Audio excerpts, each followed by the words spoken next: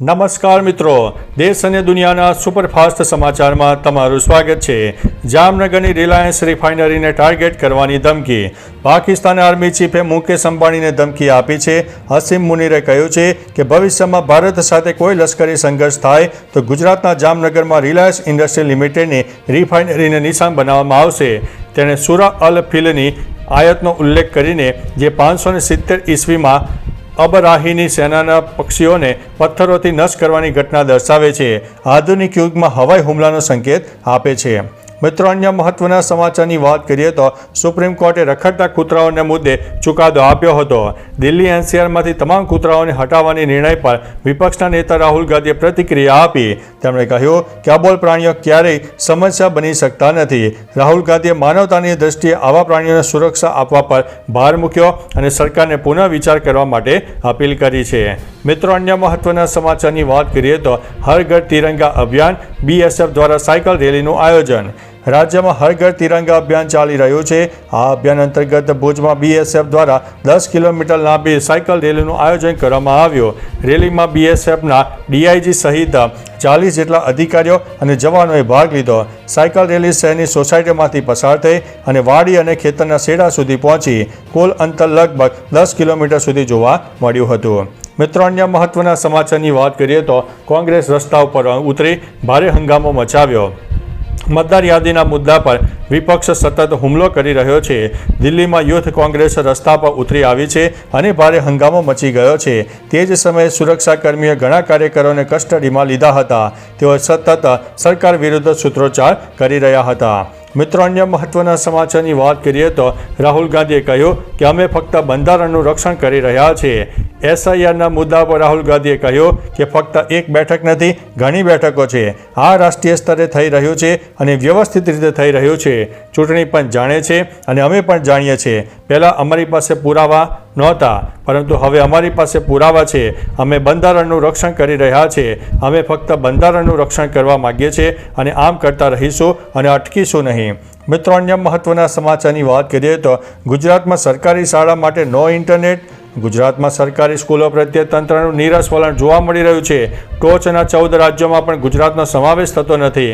વર્ષ 2023-24માં ઉત્તર પ્રદેશ 1.37 લાખ સ્કૂલો સાથે પ્રથમ, મધ્યપ્રદેશ 92,439 સાથે બીજા ક્રમે અને પશ્ચિમ બંગાળ 82,307 સાથે ત્રીજા સ્થાને જોવા મળ્યું છે। ગુજરાતમાં માત્ર 34,597 સરકારી સ્કૂલો છે। એમાં છેલ્લા 5 વર્ષમાં 443 સ્કૂલો બંધ થઈ ગઈ છે। મિત્રો, અન્ય મહત્વના સમાચારની વાત કરીએ તો અમદાવાદીઓ માટે સારા સમાચાર। અમદાવાદવાસીઓ માટે અગત્યના સમાચાર સામે આવી રહ્યા છે। માહિતી જાણે એમ છે કે હવે સાબરમતી રિવરફ્રન્ટ ખાતે ફરીથી સહેલાણીઓ ક્રૂઝ સેવાનો લાભ લઈ શકશે। ખાસ કે ક્રૂઝ સેવા ઘણા સમયથી બંધ કરવામાં આવી હતી। હવે વરસાદ રહી જતાં આ સેવા ફરીથી ચાલુ કરી દેવામાં આવી છે।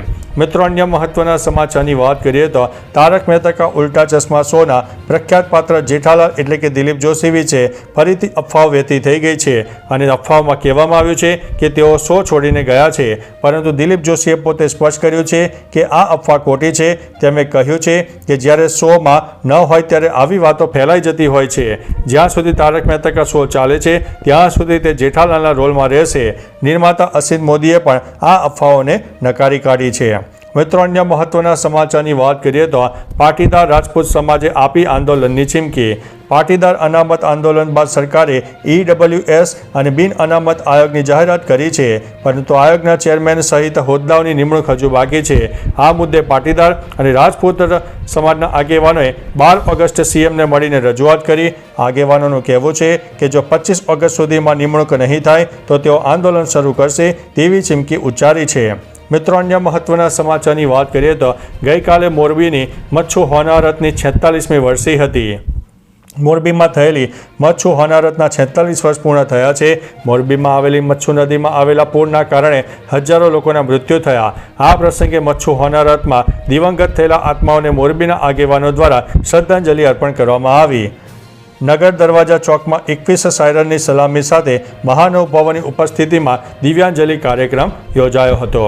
મિત્રો, અન્ય મહત્વના સમાચારની વાત કરીએ તો ગંભીરા બ્રિજ પર ફસાયેલા ટ્રકના માલિકને 1 મહિનાની EMIનો આપ્યો છે ચેક।